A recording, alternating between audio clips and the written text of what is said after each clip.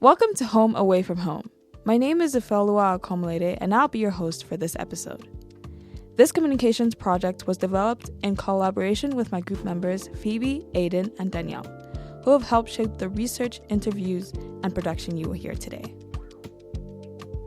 You're listening to CJSW 90.9 FM, broadcasting out of Calgary, Alberta, at the University of Calgary campus radio station located on Treaty 7 land.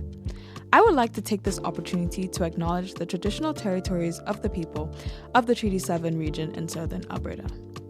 The city of Calgary is also home to the Métis Nation of Alberta, Districts 5 and 6.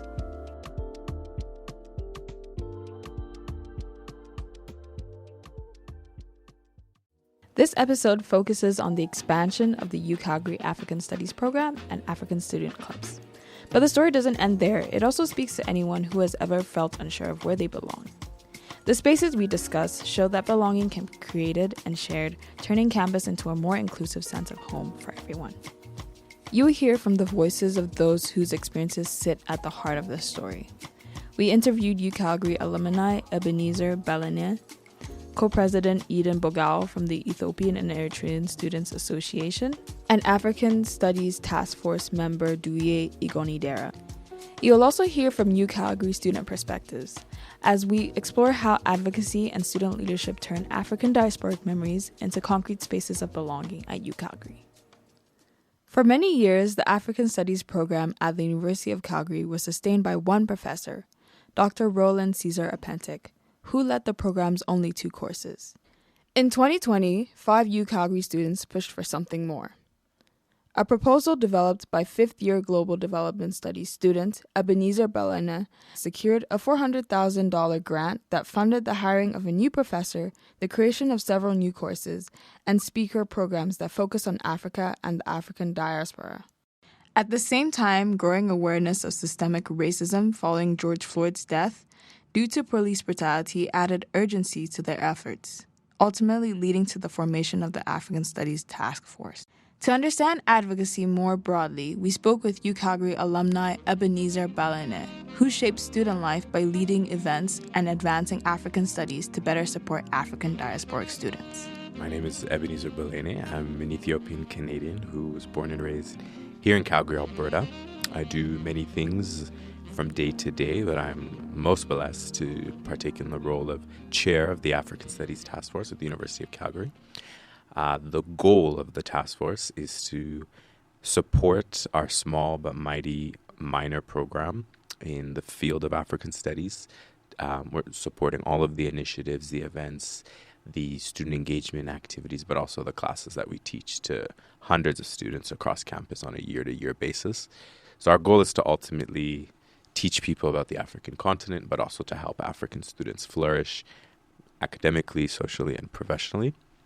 And I have the pleasure of helping to lead a lot of the initiatives that we run here. And all of this came about because the group of students came together to say there's not enough spaces for African students to thrive on campus, and something needed to be done. And so we stepped in and made quite a big impact. What was campus like for you as an African student before the formation of the African Studies Task Force and the expansion of the African Studies program? That's a very good question. I would say campus was completely different than what it is today. The amount of African students that have come to the University of Calgary, both internationally, domestically, has almost, it feels like, quadrupled at this point from what life was like when I was a student. I would say it was the budding era. So organizations like the African and Caribbean Student Association had existed in the past, but they'd kind of died down. And so new student leaders had just emerged to kickstart groups like AXA. And the Nigerian Student Association was just in its infancy. So the types of events they were running were just gathering the Nigerians that existed on campus and creating a space for them to thrive, to celebrate their history, their culture, to eat food that made them feel like home. And so my time on campus was sort of just at the beginning of when the African community at UCalgary was starting to really blossom. But still, not enough representation in many areas, whether that's in classroom spaces, whether that's the amount of Black professors that are teaching in our classes, whether that's the amount of courses that touch on topics like Africa, the continent, issues related to African diaspora, issues related to systemic racism, and a lot of issues that the Black community faces. So it was a time right before, or a few years before the pandemic, where a lot of that did start to shift. But I would say I had the pleasure of seeing where we started, and through my continued work with African Studies, I have the pleasure of also seeing how far the community has grown, which makes me very proud. What motivated you to get involved in this work? I'm not going to lie, I was not entirely motivated at the time. I'll give a quick little background on how I got into the work that we do in African Studies. I was working for the Dean's office at the time. So I was essentially working for their Equity, Diversity, and Inclusion Committee. This was fresh off of 2020, Black Lives Matter, George Floyd, fists in the air, everybody marching and protesting and yapping, la la la la la. So we had heard the commotion. There was big, letter with 1,300 signatures being signed that, mobilized the community to say, hey, UCalgary, we need to act. But there was nothing formally being done on behalf of Black students or the Black community that was really making any difference on campus. So my friend, Samhara Braha, who was the first Black vice president academic in the student union, she garnered myself, her sister Sunita Braha, and other Black student leaders and said, we need to make a difference. So we established a small committee of Black student leaders who were presidents of different clubs at the time, the African Caribbean, Nigerian Student Association, etc. And we said, let's set out a term of reference and determine what are our advocacy areas.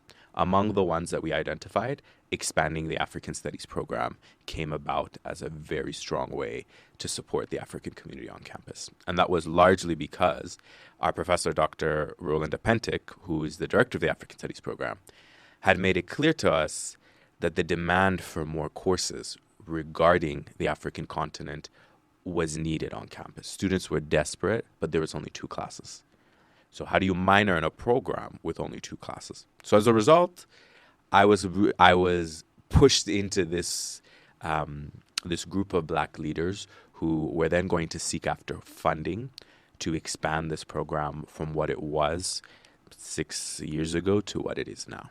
What concrete changes came out of the task force, such as new courses, more events, or increased support for students? So I would say ultimately what we wanted to do as a task force at the time was open doors that were never opened for us. We saw the underrepresentation of Black professors, of African professors, of specialists speaking about issues pertaining to Africa. Many of them didn't look like us, and yet they were on stage speaking about the continent in ways that really diminished its value, didn't highlight or paint the full story. We weren't in control and leading the narrative. A lot of the times, especially within the Faculty of Arts, there's a lot of specialists on Africa who are not from Africa. And it makes a difference when there's representation in the room. And so that's really what we wanted to see and what really motivated us to get behind this expansion. So to answer your question, we essentially worked with all levels of university leadership to say, we want to expand this program from 1 professor to 2 professors. And we want to expand the number of course offerings from 2 to 10. And so what started as an African Studies program with just 1 professor, with students begging to take more classes, with students begging to get a minor in African Studies, students from various backgrounds. When we secured the funding, which is over $400,000, successfully advocating this with the student union through their Quality Money program and through the Provost's office, we ensured, number 1, we had a new professor that was hired, and her name is Dr. Motulola Kinfemisoye Adijare.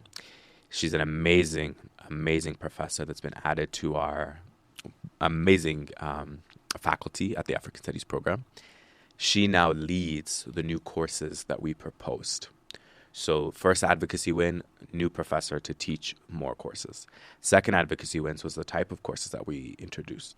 We introduced the first course at UCalgary specifically devoted to the study of anti-Black racism. How does it manifest in Canadian society?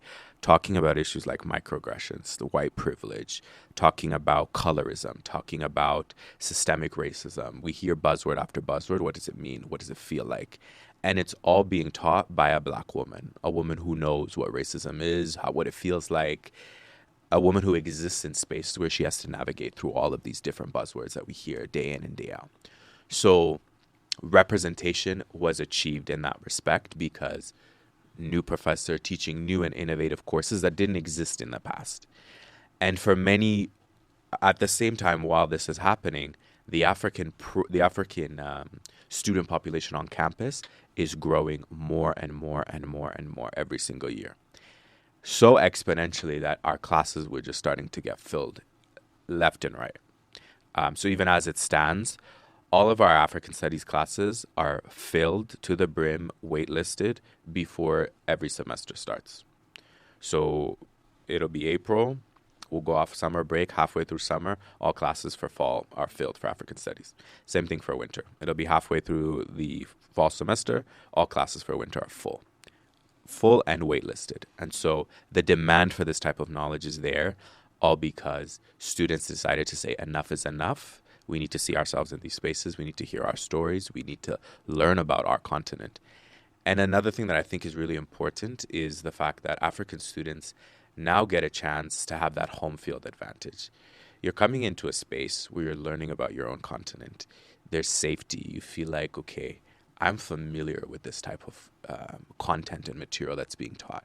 You're not a stranger going into that setting.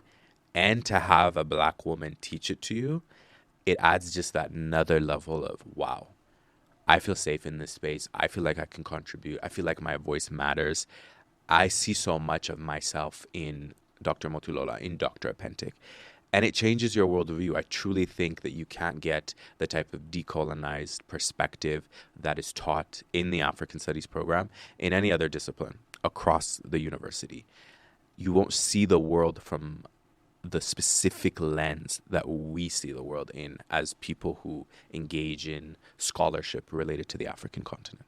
So much is done. So that was just the two victories on the classes and the adding representation when it comes to faculty. Our events, taking students to Ghana is a whole nother story. I'll pause there. Should I continue or do we want to go to the next question?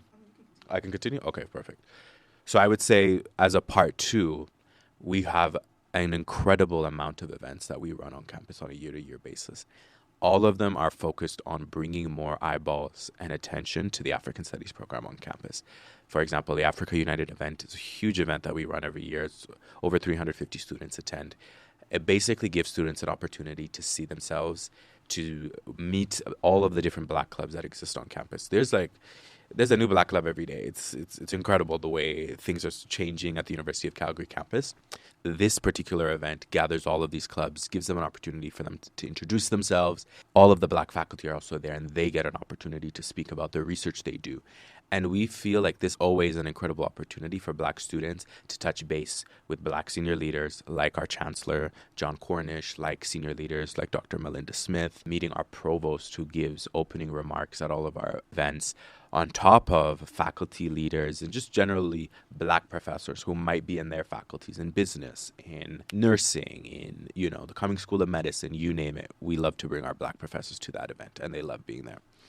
And we feed them. We feed them jollof rice, puff, plantain, chicken, meat pie. It's not, we don't come with Domino's pizzas. We come with food that they know, food that makes them feel like, wow. It's almost as if I didn't leave home. If I'm speaking from an international student's perspective who might be from Ivory Coast or Nigeria or Ghana and is like, wow, coming onto this campus and within the first few weeks, I'm welcomed with this huge event where I'm meeting Black professors, meeting Black faculty, learning about the African Studies program and eating food that matters to me, food that I love. This did not exist during my era at the University of Calgary. There was nothing like this. Like I said, things were just forming at the time, but nothing was as established as it is today. So we do events like that all the time. We bring in speakers from all across the world. We've brought in Nollywood actors. We've brought in famous African historians. We've brought in many people who just share their expertise through our African Studies Speaker Series. It's basically an opportunity for world-class speakers who speak on African topics to come in and share their insights. We even brought the president of Ghana, who came in, the former and now current president of Ghana, who came to the University of Calgary campus, had lunch with students. Like, where else is a former African president having lunch with students? Craziness. Sat down with them, answered their questions about what's happening on the continent, and then a whole keynote lecture with hundreds of people sitting there learning from this incredible leader. And it was one of the first time that a sitting African president has ever visited campus. And what was even more crazy is we got to go to Ghana. So not only are we teaching students about Africa in Calgary, we're teaching students about Africa in Africa. Taking them to Ghana last year, I had the pleasure of going. Amazing trip, best trip of my life. 16 students there. And once again, we took those students to meet the president of the country that they were exploring for the past 30 days. Like, incredible opportunity to hear. Like, we travel from the bottom, like from Accra to Cape Coast to Tamale to Kumasi, all the way to Bogatanga to the Burkina Faso border, up and down that entire country. And then to sit down and learn from the man who's running the whole country, to tell him, hey, you should fix some of the roads because they're a little bumpy. Or, hey, your jollof rice is not, it's not living up to the expectations. So such an incredible learning opportunities for students of all colors. And that's what I want to make very clear. Even in our African Studies courses, it's not 100% like African students. Everybody from every spectrum, from every color, from every background is there learning, digesting, thinking about, wow, I've never thought about Africa that way. I've never held that kind of perspective on African issues, on African politicians, on women in Africa and their role in societies. I've never known about the kings and the kingdoms and the different ways that societies are structured and they function, and how Ethiopia was never colonized, because I'm Ethiopian, so I have to throw that in.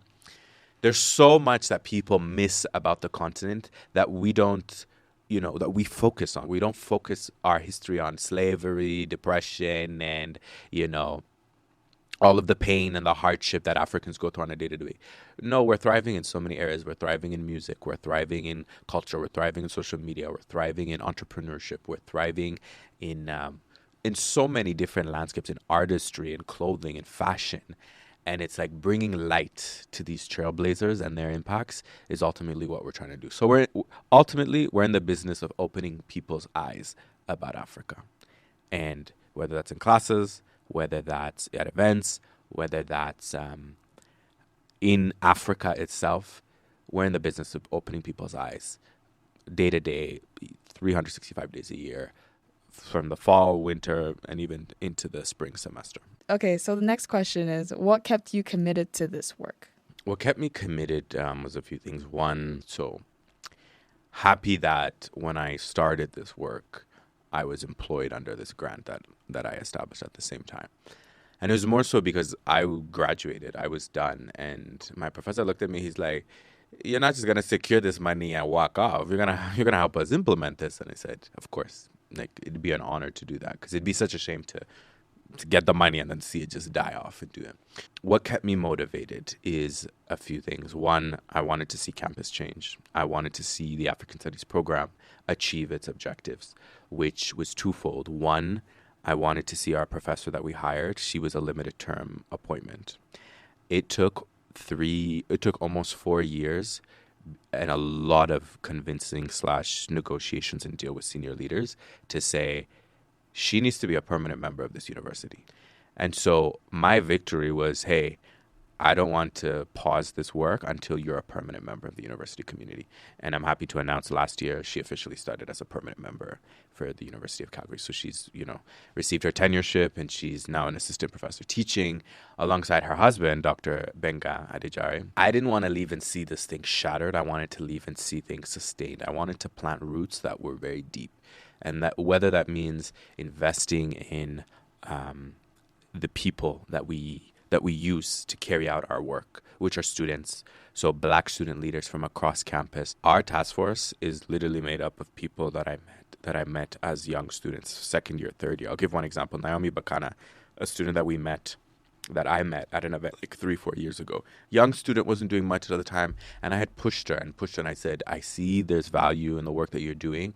I think you have the potential to go far and to do things. So I'm like, go run for ArtServe, go run here, go run there.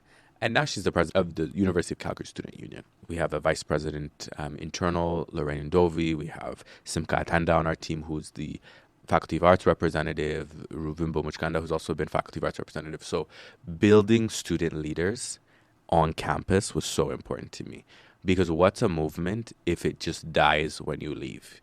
I needed to plant roots so I know that the people coming after me can do what I did.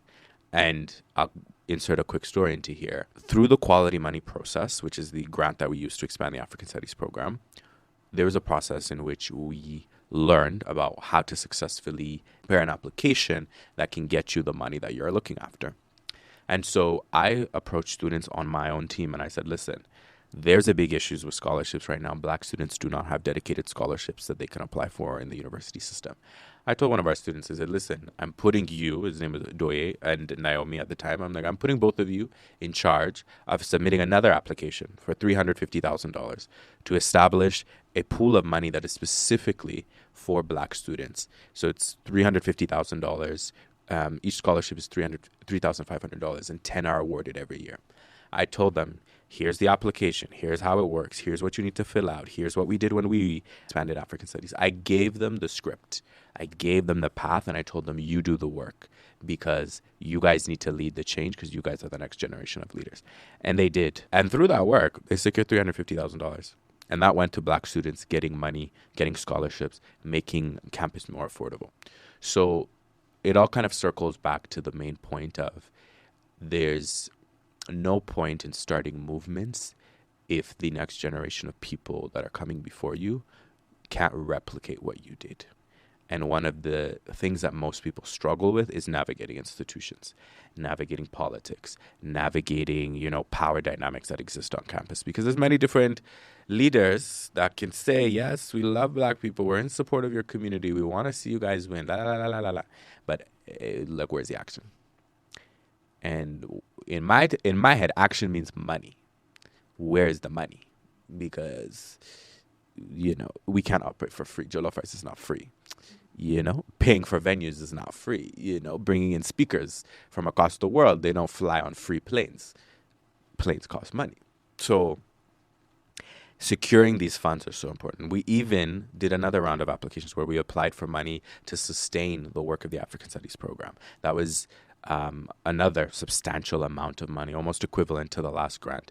And that money was also secured by another group of student leaders.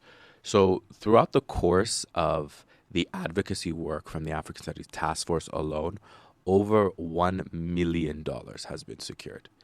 And all of that funding goes directly towards supporting the growth of the program, supporting African students on campus, employing students on campus through research assistantship programs, supporting our work internationally in Ghana. So to think that this entire journey had $1 million worth of impact is just amazing to me. But it's also amazing when I see people like this student that I met a few weeks ago at a scholarship event that we were running. And she said, hey, so nice to meet you. I just want to tell you I was one of the winners of the scholarship award, the $3,500. And it just warms your heart when you see, I'm like, wow, this is somebody who can now fund their way through school as a result of the advocacy work that our team had done. Full circle moment, but it's stories like that that ultimately keep me motivated. To see this in everyday student life, we turn to Doye Igonidera, a fourth-year neuroscience and African studies student and active task force member. My name is Doye Igonidera, and I'm a student here at the University of Calgary, and I guess I'm here because I've been involved in some student advocacy. So what do you do on the task force? I started off in the task force as a volunteer, and then I became an executive of the task force, I guess you could say, and I primarily help out with ideating events that the task force throws for students here, set up, clean up, actually mobilizing those events, and then any broader student advocacy that needs to happen, such as SU elections or any grant applications, or even helping other clubs facilitate their own events. From your perspective as a task force member and African studies student, how have initiatives held by the task force and cultural clubs changed the spaces available to African students here, and how have those spaces shaped your sense of identity and belonging? Yeah, so I think to answer that question, there's a quote that I always come back to, which is there's something that happens in the minds of young children and people in general when they don't see themselves represented in a space. When you have all these cultural events that are by right representing all the identities that exist here at UCalgary, but even in the world in general, I think that that's when people's minds start to shift. And, those feelings of not feeling like you belong, or even maybe feeling alone just simply because you have not seen anyone who is similar to you and only encountered those dissimilar to you. I think those events really create a space where people's minds change about themselves, and ultimately their minds change about what is possible for them. For me, especially being part of, creating change by making these events, sort of putting on these events, being a familiar face in the task force has allowed me to hear a lot of incredible stories of people who came here with one idea of what they could do and left with another idea just by simply seeing a Black doctor or a nurse or somebody who was Black doing something that they never could have even envisioned themselves doing. So that is a huge reward for me. Before you found these spaces on campus, how did you see yourself at UCalgary, and how has your sense of who you are as a student shifted since being part of them? Yeah, I think it would relate back to what I touched on earlier. But when I came here, I felt really alone. In my major specifically, I was the only Black person, which was quite intriguing, even though it is a small cohort. But that made things feel a little bit impossible. I was always starkly aware of what was different about me, and it was really hard for me to latch onto the idea of what could connect me with my peers. And I think that when I started with African studies and even started seeing more Black people in general, it really shifted my mind about what was possible. I no longer was dissimilar to anyone. I was finally in a space of those who may have been dissimilar to me, but we were united by our race, our culture, and, shared feelings of sometimes not belonging, which can seem a little bit traumatic. But I think at the end of the day, what I wanted to know was that there was somebody who understood me, whether that understanding was in pain or in connection. And I think that I've connected with so many people, and now I don't feel alone, and I feel like anything is possible because I have a community, and it's been beautiful to even be said to have created that community for myself and for others. Can you also describe a moment in one of these spaces, a club event or a task-related gathering? What made that moment stand out? When I took AFST 302 Anti-Black Racism, I've been in a lot of science courses, and a lot of science courses demand mechanisms and all of these things. But I have a deeper passion for advocacy work and even ideals surrounding social justice. And AFST 302, we were really deconstructing a lot of things about anti-Black racism, prejudice, discrimination. And I remember we were talking about microaggressions, and it was the first time that I could speak candidly about microaggressions that I would face in healthcare sectors, whether that was volunteering, shadowing a doctor. And I didn't feel like I had to reserve my own lived experience. I could speak unabashedly. And that came from a class that, had a specific mandate to talk about these things. And I would have never felt like I belonged or even had the right to speak about my own experience if I was in a space that not only accepted it, but actually encouraged it. If the task force helps redraw the campus map, Issa shows how these changes are lived every day. We spoke with Eden Bogal, the co-president of the Ethiopian and Eritrean Students Association, a key leader who plans events and supports the Ethiopian Eritrean students in finding community on campus. My name is Eden. I'm a fourth-year International Relations and Global Development Studies student. And I'm the co-president alongside with Dase Balaina for the Ethiopian Eritrean Student Association. What was the driving force behind your decision to become co-president? I'd say that wanting to be a part of ISA was wanting to be a part of that same kind of community, right? A lot of people, especially I was born here, so I wasn't born back home, but being born here, you can only understand so much of your cultural experience, right?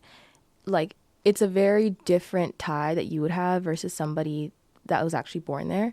And so being a part of ISA, you learn so much outside of what you learn in your household, outside of church, outside of an organization, right? You learn from people that are your age, people that you can get along with, people that you have similar like extracurricular or sports or like other things that you have in common. So it's creating a different kind of bond that you wouldn't have elsewhere. So I think the one challenge as well is like being able to separate like politics and that kind of thing from like just general like similarities, right? Like we're not exclusive to being Ethiopian or Eritrean or however you choose to identify. I feel like having these clubs allows for you to be a part of something without fear of judgment or like fear of being like, oh, I'm not from there, or oh, I'm not like the others. Like if anything, like that uniqueness is what we encourage, right? There's so many people in our club that were born in Sudan, that were born in like all of these other places, or even aren't even fully Ethiopian or Eritrean at all. But we like to have them here and like to learn from them and share that experience because you're more than just what your DNA says. When you look at the African Studies Task Force, the advocacy and successful expansion, would you say it made African students more comfortable to create and push for a representative space through student clubs? Yeah, absolutely. I would definitely say so. I think that as like African studies has expanded, they definitely make us as individual clubs feel more supported, and we could see it in the the increase of amount of African student clubs, right? There's SSA, the Sudanese Student Association. There's the new Ghana Student Association. And like all of these other clubs that are starting to like really sprout, which is really nice. So yeah. Did seeing those in higher positions, in this case faculty members, advocate for African students, make you more comfortable to not only be part of your cultural club, but also lead as co-president? I think going into university and just like being Black and like just being African, you kind of are put in a position where you have to kind of see yourself do certain things if you want to achieve them. So with that being said, I would say that like being able to see all of these people in those higher positions, it's definitely admirable, and it's definitely something where I can say, okay, like they've done it, why can't I? So that's definitely something that pushed me. Alongside that, I'd say that having a community where people will push you and like nobody's tearing down your ideas also helps you to like give you that confidence to be like, yeah, okay, like not only why can't I, but like, yeah, I can. Why do you think it's important to have these spaces? When it comes to like going to school and just going to an institution in general, especially like an undergraduate level, we have people from all over come, right? And so building a community, not only a community that fosters like Ethiopian and Eritrean people or just like a specific culture, but also like joining the diaspora from the people that are born here. I think that's super important, and it's not something that you can really get outside of the university. Well, you can, but it's a little bit more difficult, right? Unless you have like an external organization or community where you have to give more time to. We're already here. We're already here for most of the day anyways, right? Might as well be a part of something that's like unifying. Listening to Eden, it becomes clear that these aren't just club activities. They bring family stories, language, food, and faith into campus spaces, helping Ethiopian and Eritrean students feel at home. Inspired by her perspective, I asked the following students about their experiences in these cultural spaces and how they shaped their sense of identity and belonging on campus. Hi everybody, my name is Ayamikun Jedediah Akinloye. I am the Vice President Internal for the Nigerian Student Association here at the University of Calgary. I am a fourth-year computer science major with a minor in African Studies, and I'm excited to be here today. How has being involved in these cultural clubs impacted your identity as a student on campus? I believe these cultural clubs impacted my identity in a massive way. Being part of the Nigerian Association, Student Association specifically, I know it gave me the opportunity to connect with a bunch of Black students on campus. I basically think thanks to NSA, I can comfortably say I know 80% of the Black population in this school, which is a wonderful thing to say. NSA hosts multiple events that pull a large population of our Black community here. So it helped me be involved, connect with other people, connect with people from different majors maybe I wouldn't often interact with, just connect with different cultures as well. Yes, I'm specifically speaking from the context of the Nigerian Student Association, so Nigerians, but with the African Studies program or task force being a whole thing, it allowed me to connect with East, North, South specifically. Shout out to Sasa. It just helped me broaden my aspect or like my perspective of what Africa is. Before I came to U of C specifically, my Africa was kind of limited to West Africa. I was going to say Nigeria. No. I knew Ghana and them, but it was kind of limited to West Africa. So it allowed me to expand my image or my view of Africa as a whole. Can you describe a moment in your cultural club space where you really felt a sense of belonging or recognition on campus? Last year, NSA Gala 2025 was amazing. We did a mock wedding. It blew up on TikTok, record-breaking numbers. In my opinion, we hosted a wedding. We spent a decent amount of money. We had great decorations, great food. We made clothes from Nigeria, shipped it here for our groomsmen and bridesmaid. So that specific gala was like, I think every little, I won't even say Nigerian, but every little African boy or girl, whether you like it or not, you dream about a moment, when you're getting married and the celebrations and the festivities around it. So once you see something like that, especially me as a Yoruba man, that's something I look at and it's like, oh, I strive or wish to have that. And to be able to accomplish that at our measly young age with the student funding as an organization, it was great to see. And it was great to see that with enough minds together, we can pull off something like that. And to see so many people involved and actually sold on the concept, because when you try to put together an event and you push out a concept, you don't know how people are going to take it, if people are going to be receptive to it. But to see the community, especially, the Black community, African community, on campus, take that concept and, embrace it so well, show up in their best trads, their best dresses, pull up, look dressed, and have a good time, and then basically celebrate like who we are as Africans and as Black people. It was wonderful. That was a time where I felt like, wow, these are my people, and I love to be in a space like that. Next, you hear from Tammy Aderigbibe, a fourth-year natural science student. How has being involved in these cultural clubs impacted your identity as a student on this campus? I transferred from UBCO to UFC. Coming in, I had very low expectations on the new people I was gonna meet. But having connections in Calgary, some of those people introduced me to different clubs. And I remember going to my very first club event and meeting a lot more of the friends that I didn't have or that I didn't know, people that I didn't know before. Ever since then, like some of those people are still my friends to this day, 4 years later, which has been a really interesting experience to see how we've kind of evolved and how the clubs have also evolved over the years, how they continuously try to bring people together, different groups together, especially because my previous experiences, clubs have been focused on, sticking within your culture, sticking within your specific ethnicity or a specific heritage group. And so getting to explore more cultures has allowed me to make friends with more people, meet new friends, and even just broaden my connections as a student that's graduating. It's helped me a lot with connecting with people that I probably wouldn't have connected, maybe that aren't in my classes or aren't in my usual friend circles, but got to know people for more than just being in a cultural club that aligns with your identity. It allowed me to step outside my identity and experience how other people live their lives as Calgarians, but also international students. That's helped me a lot with friendships. It's helped me a lot with connections. It's helped me a lot with understanding the diaspora as a whole and making sure that I'm stepping outside of who I am.